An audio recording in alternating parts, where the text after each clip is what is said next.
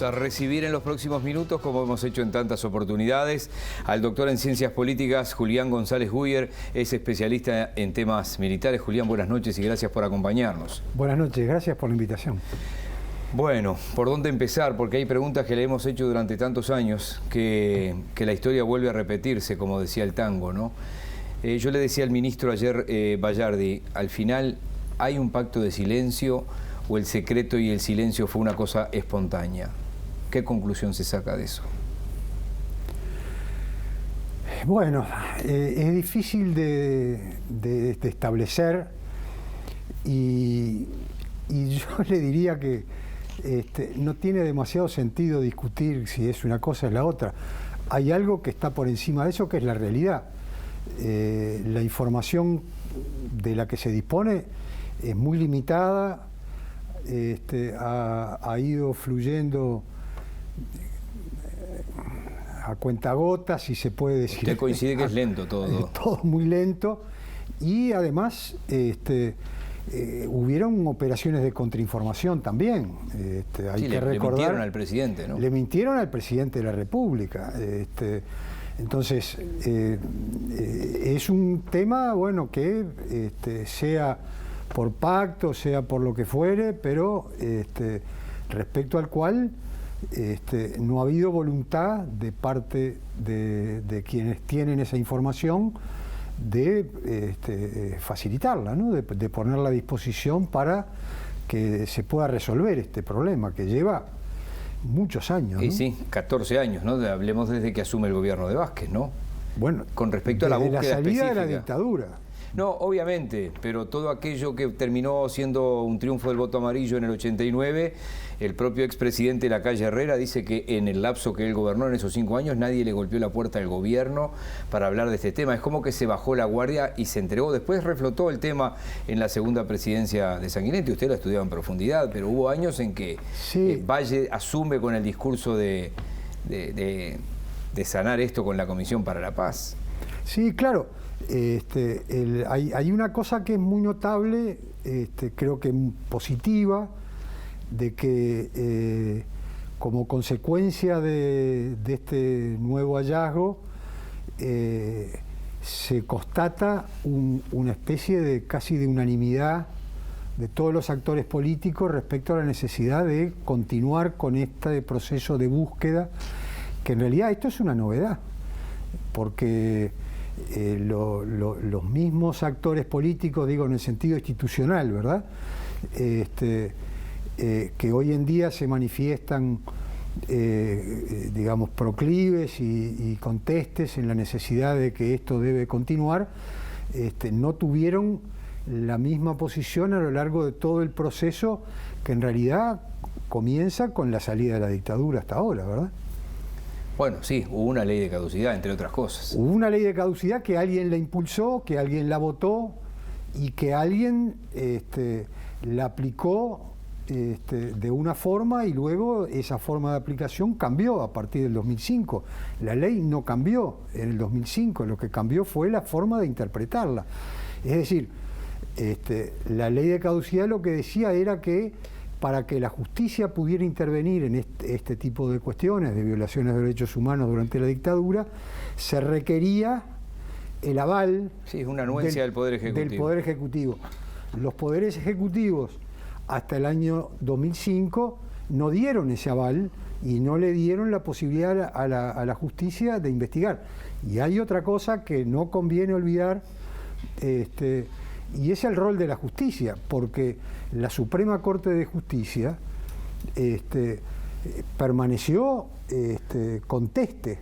Bueno, a la cuestión. En algún momento la respaldó 3-2, bueno, en algunos momentos posteriores no. Una ley que, le digo, no debería yo opinar, pero lo voy a hacer, que a todas luces es inconstitucional. Efectivamente. Porque si hay poderes independientes, ¿cómo el Poder Ejecutivo le va a decir cuándo interviene la justicia? Exactamente. Entonces, bueno, acá hay un montón de fenómenos que son muy interesantes de analizar, y una constatación que es la que yo le planteaba al principio, que es, bueno, estamos ante una nueva realidad, y es que todos los partidos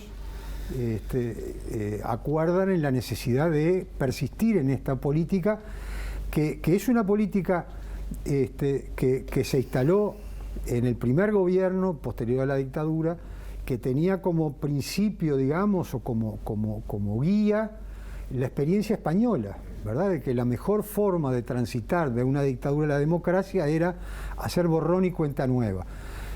Experiencia que en España mostró de que tenía poca consistencia, ¿no? Es decir, en España siguen buscando gente asesinada y enterrada clandestinamente durante la época del franquismo, que terminó hace muchos años. Sí, 44 años hace que murió Franco. Claro, entonces parece bastante adecuado, bastante sensato este cambio de buena parte del sistema político en el sentido de todo, decir, diría yo, a esta altura. Hoy, bueno, Juan, Roballo dice que no le cree a Talvi, a la calle Pou, de que vayan a seguir con esto, que es nada más ni nada menos que una de las manos derechas de Vázquez ahí en la presidencia. Bueno, claro, él no le cree por esto que yo le decía de porque aunque estos personajes historia, nuevos no hayan tenido mando presidencial en otras épocas, sus partidos...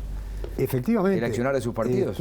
Bueno, yo prefiero abrir una cuota de esperanza, ¿verdad? Y sí. Aunque sí, obviamente no puedo dejar de tener cierto grado de escepticismo, porque una cosa es, decir, y otra cosa es destinar recursos, destinar capital político, digamos, y recursos para continuar tratando de resolver esta situación. Julián, ¿no? Comisión para la Paz, decía yo, del doctor Jorge Valle, ¿se acuerda que lo dijo en el discurso en el que asume? Grupo de Verdad y Justicia, Secretaría de Derechos Humanos del pasado reciente, y ahora todo a la institución de derechos humanos. ¿Qué opinión le genera una cosa así? Bueno, son diversos intentos, digamos, diversos mecanismos que se van instrumentando. Esperemos que esto mejore, que esto permita avanzar con más fluidez, con más rapidez, en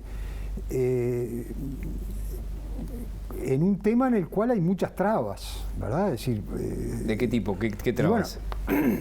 Trabas de la falta de información por una parte, pero también ciertos fenómenos que se han producido. Los propios técnicos del equipo forense que ha estado trabajando, han planteado el tema de los drones que les daban vueltas arriba de ellos. Como que están presionados permanentemente. Como que, yo, la verdad sea dicha, estoy lejos de esa cuestión, no conozco ese trabajo, leo la prensa simplemente, me entero, el hecho de que parecía que había explosivos y hubo que suspender, en fin.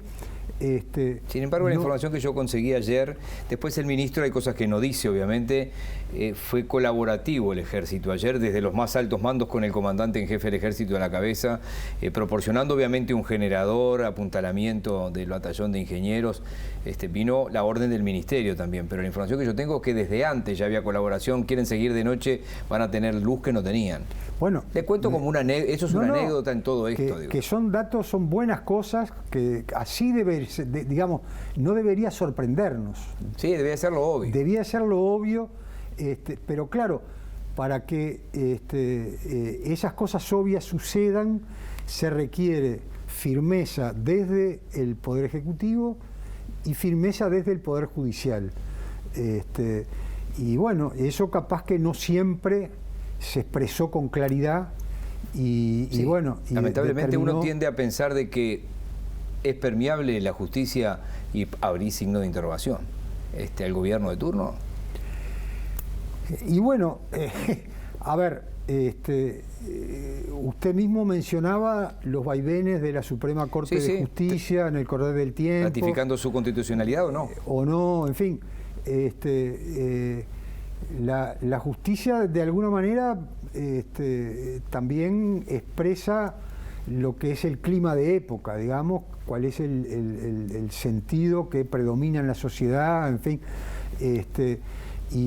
Quizás eso explique esas vaivenes de la Suprema Corte o de los ministros de la Suprema Corte, pero hay sí una cierta sensibilidad de la Suprema Corte frente a la evolución política de las cosas. En un minuto final, y quiero que me entienda la gente que está mirando esto, que no es una pregunta demagógica y fácil, y capaz que no es el momento, pero ya que lo tengo acá, hay que seguir pensando qué Fuerzas Armadas queremos, y no es demagógica porque sé que si se cerrara el batallón de Paso de los Toros, estoy poniendo un ejemplo cualquiera, sería una especie de bomba atómica en esa población que tiene allí una fuente de trabajo, que hay mucha gente que come teniendo el batallón abierto.